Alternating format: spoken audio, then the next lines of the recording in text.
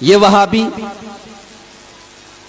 چلو فاتحہ سے منع کرتے ہیں، بات سمجھ میں آتی ہے، فاتحہ نہیں مانتے. چلو یہ قبروں پر نہیں جاتے، یہ ان کے یہاں حرام ہے، منع ہے، یہ نہیں جاتے، چلو بات سمجھ میں آتی ہے.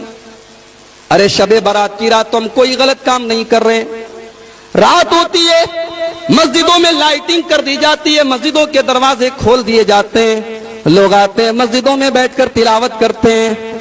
قبرستان پہ لوگ جاتے ہیں، اپنے ماں باپ کے حق میں، اپنے رشتہ داروں کے حق میں مغفرت کی دعا کرتے ہیں. اس میں کون سی غلط بات ہے؟ مائیں بہنیں گھروں میں مصلی بچھا کر 100 رکعت نمازیں پڑھ رہی ہیں، کون سی غلط بات ہے؟ یہ وہابی تو نماز پڑھنے سے بھی منع کر رہے ہیں، یہ وہابی تو قرآن کی تلاوت سے بھی منع کر رہے ہیں، یہ وہابی تو تہجد پڑھنے سے بھی منع کر رہے ہیں، یہ اپنے ماں باپ کے لیے مغفرت کی دعا کرنے سے بھی منع کر رہے ہیں. میرے بھائیوں، اللہ گواہ ہے، ہمیں نہ نماز سے کوئی عداوت ہے، نہ ماں باپ کے لیے مغفرت کی دعا کرنے سے کوئی عداوت ہے، نہ قرآن کی تلاوت سے ہمیں کوئی عداوت ہے. ہمیں عداوت ہے تو ہر اس عمل سے جس عمل کے اوپر جناب محمد الرسول اللہ صلی اللہ علیہ وسلم کی مہر نہ ہو. ہم کہتے ہیں اتنی ہی برکت والی رات تھی تو جیسے میرے نبی رمضان کا آخری عشرہ آتا تھا، حضرت عائشہ کہتی ہیں کان رسول اللہ صلی اللہ علیہ وسلم اذا دخل العشر، جب رمضان کا آخری عشرہ آتا تھا اللہ کے پیارے حبیب احیا لیلہ وایقظ اہلہ وشد مئزرہ، اللہ کے نبی پوری رات جاگا کرتے تھے، اللہ کے نبی کمر کس لیتے تھے، رات بھر آپ تہجد کی نماز پڑھا کرتے تھے اور خود بھی پڑھتے تھے، اپنے گھر والوں کو بھی جگایا کرتے تھے. اگر آج کی یہ برکت والی رات ہوتی، اگر آج کی رات کی اتنی امپورٹنس ہوتی، اتنی اہمیت ہوتی، تو میرے نبی نے ایک تو صحیح حدیث ضرور مل گئی ہوتی، ایک دلیل تو ضرور مل گئی ہوتی، ایک صحیح حدیث تو ضرور مل گئی ہوتی کہ میرے نبی نے خود بھی یہ عمل کیا ہوتا اور صحابہ سے بھی کروایا ہوتا، اپنی بیویوں سے بھی کروایا ہوتا. دلیل ملی، کیسی دلیل ملی؟ آئیے ایک حدیث پڑھتا ہوں. ہمارے بغل میں شب برات کی فضیلت میں جلسے ہو رہے ہیں نا، ہر جلسے میں یہ حدیث ضرور پڑھی جاتی ہے. آئیے میں پوری حدیث پڑھتا ہوں. امام ترمذی رحمۃ اللہ علیہ حدیث لائے ہیں. حدثنا احمد بن منیع قال حدثنا يزيد بن هارون قال اخبرنا حجاج بن ارطاط عن يحيى بن ابي كثير عن عروة عن عائشة قالت فقدت رسول الله صلى الله عليه وسلم ليلة فخرجت فإذا هو بالبقيع فقال أكنت تخافين أن يحيف الله عليك ورسوله؟ قلت يا رسول الله إني ظننت أنك أتيت بعض نسائك. فقال إن الله عز وجل ينزل ليلة النصف من شعبان فيغفر لأكثر من عدد شعر غنم كلب. رواہ ترمذی فی کتاب الصوم. میں نے پوری سند کے ساتھ حدیث پڑھی. امام ترمذی روایت کر رہے ہیں حضرت عائشہ سے. اما عائشہ کہتی ہیں ایک رات میں نے اپنے حبیب کو، اللہ کے پیارے رسول صلی اللہ علیہ وسلم کو بستر پر نہیں پایا تو میں نکل گئی، میں اللہ کے رسول کو تلاش کرنے کے لیے نکل گئی تو اللہ کے نبی مجھے کہاں ملے؟ بقیع کے قبرستان میں. کہاں ملے؟ بقیع کے قبرستان میں. جیسے ہی اللہ کے رسول کی نظر میرے اوپر پڑی، آپ نے فرمایا عائشہ کیا تم نے یہ سوچا کہ اللہ اور اس کے رسول تمہارے اوپر ظلم کریں گے؟ یعنی عائشہ کیا تم نے یہ سوچا کہ باری تو تمہاری تھی، دن تو تمہارا تھا اور میں تمہیں چھوڑ کر کسی اور بیوی کے پاس چلا گیا؟ حضرت عائشہ نے فرمایا نہیں ہے اللہ کے رسول، میں نے سمجھا کہ آپ کسی کام سے، کسی ضرورت سے، کسی غرض سے اپنی کسی بیوی سے ملنے کے لیے گئے ہوں. آپ نے فرمایا عائشہ 15 شعبان کی رات کو اللہ تبارک و تعالی نازل ہوتا ہے، اللہ تبارک و تعالی نازل ہوتا ہے، اللہ تعالیٰ اترتا ہے اور قبیلے بنو کلب کی بکریوں کے بالوں کی تعداد سے بھی زیادہ لوگوں کی مغفرت کرتا ہے. یہ حدیث شب برات کی فضیلت میں ٹاپ 10 حدیثوں میں سے. اس کو سب سے پہلے پڑھتے ہیں. اس حدیث کو میں نے سند کے ساتھ پڑھا ہے. آئیے ایک بار پھر سند پڑھتا ہوں. امام ترمذی کہتے ہیں حدثنا احمد بن منیع قال حدثنا یزید بن ہارون قال اخبرنا حجاج بن ارطاط ان یحیی بن ابی کثیر ان عروۃ عن عائشہ. یہ سند ہے. اس سند میں ایک راوی ہے حجاج بن ابی ارطاط. یہ کس سے روایت کر رہے ہیں؟ یحییٰ بن ابی کثیر سے. اور یحییٰ بن ابی کثیر کس سے روایت کر رہے ہیں؟ عروہ سے. اب امام ترمذی رحمۃ اللہ علیہ اس حدیث پاک کو بیان کرنے کے بعد خود کہتے ہیں سمعت محمدن، میں نے اپنے استاذ محترم امام المحدثین امیر المومنین فی الحدیث سیدنا امام بخاری رحمۃ اللہ علیہ کو یہ فرماتے ہوئے سنا کان یضعف ھذا الحدیث. امام بخاری کہتے ہیں یہ حدیث ضعیف ہے. کون کہہ رہا ہے؟ کون کہہ رہا ہے حدیث ضعیف ہے؟ کوئی یہ نہ کہے کہ وہابی کہہ رہا ہے.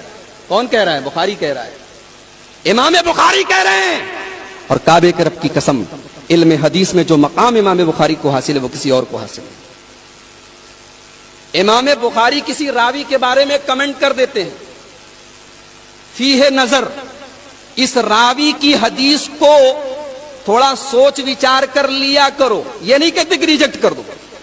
امام بخاری اگر کسی راوی کے بارے میں صرف اتنا بول دیں فیہ نظر، اس راوی کی حدیث کو سوچ سمجھ کر لیا کرو، تو علماء کا اتفاق ہے، محدثین کا اتفاق ہے، فقہاء کا اتفاق ہے کہ وہ حدیث ریجیکٹیبل ہے، وہ حدیث مردود ہے، وہ حدیث قبول نہیں کی جائے گی، کیونکہ اس کے راوی کے بارے میں امام بخاری کا اتنا زبردست کمنٹ ہے. امام بخاری بول رہے ہیں یہ حدیث ضعیف ہے. اچھا یہ تو سند ہے. اچھا امام بخاری حدیث کو ضعیف بتاتے ہیں، وجہ کیا بتاتے ہیں؟ امام بخاری کہتے ہیں، اور یہ جملہ بھی ترمذی کے اندر موجود ہے، امام بخاری کہتے ہیں اس حدیث میں ایک راوی ہے حجاج بن ابی ارطاط، اس نے یہ حدیث روایت کی ہے یحییٰ بن ابی کثیر سے، جبکہ دونوں کے بیچ میں سما ثابت ہے. اب میں یعنی کہ عبد الغفار سلفی اگر میں کوئی حدیث بیان کروں اور میں کہوں کہ میں نے یہ حدیث مولانا حیات اللہ بنارسی سے سنی ہے یا مولانا ابو القاسم صاحب بنارسی سے سنی ہے، تو لوگ ہنسیں گے، بولیں گے ارے دیکھو یہ جھوٹ بول رہا ہے، یہ جھوٹ بول رہا ہے. مولانا ابو القاسم صاحب بنارسی کب پیدا ہوئی؟ 1900 کب انتقال ہوا؟ 1949 میں. یہ 1986 میں پیدا ہوا. یہ بول رہا ہے میں نے حدیث سنا ہے. تو ایسی حدیث کو ریجیکٹ کر دیا جاتا ہے. ایسی حدیث منقطع مانی جاتی ہے جس میں دو راویوں کے بیچ میں ڈس کنیکشن ہو. ایک راوی دوسرے راوی سے روایت کر رہا ہے لیکن دونوں کے بیچ میں سما ثابت نہیں. تو امام بخاری بول رہے ہیں کہ اس حدیث کا راوی حجاج بن ابی ارطاط، یہ حدیث جس سے روایت کر رہا ہے یحییٰ ابن ابی کثیر، دونوں کا سما ثابت نہیں ہے. اور یحییٰ ابن ابی کثیر اس حدیث کو روایت کر رہے ہیں عروہ سے، اور ان کا بھی سما ثابت نہیں. یعنی حدیث میں دو جگہ ڈس کنیکشن ہے، حدیث میں دو جگہ انقطاع ہے، حدیث منقطع ہے. ایک بے بنیاد حدیث کی بنیاد پر ہم شب برات منائیں؟ اہل حدیث کا مسلک اتنا کمزور نہیں ہے، دین کو ہم اتنا کمزور نہیں سمجھتے کہ ضعیف اور موضوع اور من گھڑت روایات کی بنیاد پر ہم کوئی عمل شروع کریں.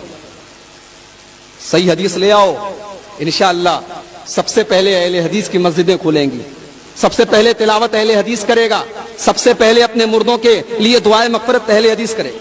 اچھا ایک بڑی عجیب بات حدیث میں دیکھیے، حضرت عائشہ کہتی ہیں کہ میں نے اللہ کے نبی کو بستر پہ نہیں پایا تو میں گئی. کہاں گئی؟ بقیع کے قبرستان میں. قبرستان میں جانے کی کیا ضرورت تھی؟ اگر واقعی میں یہ مغفرت کی رات ہے تو مجھے بتاؤ، شب قدر کیا مغفرت کی رات نہیں ہے؟ شب قدر کے بارے میں تو میرا رب قرآن میں کہتا ہے انا انزلناہ فی لیلۃ القدر وما ادراک ما لیلۃ القدر لیلۃ القدر خیر من الف شہر تنزل الملائکۃ والروح فیہا باذن ربہم من کل امر سلام ہی حتی مطلع الفجر.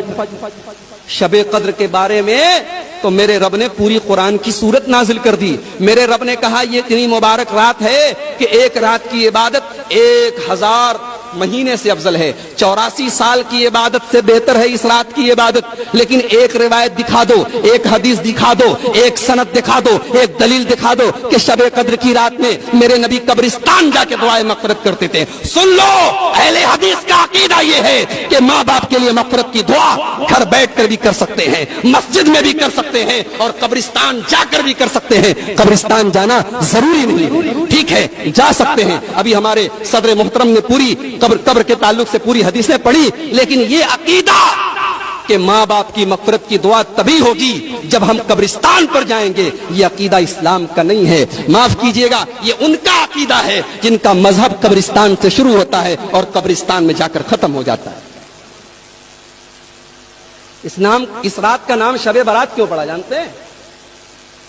براءت، یہ براءت بنا ہے تبرہ سے، یہ براءت بنا ہے تبرہ سے، اور تبرہ یہ روافض کی اصطلاح ہے، یہ ابو بکر و عمر کے دشمنوں کی اصطلاح ہے، یہ صحابہ کو گالیاں دینے والوں کی اصطلاح ہے، جو نماز میں جب تک حضرات شیخین کے اوپر، سیدنا ابو بکر صدیق کے اوپر، حضرت عمر فاروق کے اوپر جب تک براءت کا اظہار نہ کر لیں، جب تک ان سے اپنے آپ کو بری نہ کر لیں، ان کی نماز قبول نہیں ہوتی۔ اور جو اپنی آنکھوں میں یہ سپنا سجوئے ہیں کہ جب ہماری حکومت ہوگی مکہ اور مدینہ پر تو ہم ابو بکر کی قبر سے اور عمر کی قبر سے ان کی لاشوں کو نکال کے سولی پہ لٹکائیں گے، جن کا یہ سپنا ہے ان کے لیے یہ شب برات، یہ تبرے کی رات ہے، یہ برات کی رات ہے، یہ صحابہ سے تبرہ اور صحابہ سے اپنے آپ کو بری کرنے کی رات ہے۔ اور جانتے ہو، جا کے دیکھ لو، روافض کے یہاں آج کی رات کی بڑی اہمیت ہے۔ ان کے ہاں باقاعدہ رقعے لکھے جاتے ہیں، باقاعدہ چٹھیاں لکھی جاتی ہیں، دریاؤں میں ڈالی جاتی ہیں کہ اے امام غائب، اے امام منتظر، اب چلے بھی آؤ کہ زمانہ بڑا خراب ہے، اب چلے بھی آؤ کہ ہم پر بڑا ظلم ہو رہا ہے، اب چلے بھی آؤ کہ اب ضرورت ہے کہ صحابہ کرام کی لاشوں کو نکالا جائے، اب چلے بھی آؤ کہ اب دنیا سے اہل السنہ والجماعت کا کام ختم کیا جائے۔ یہ ان کا عقیدہ ہے، یہ ان کا مسلک ہے۔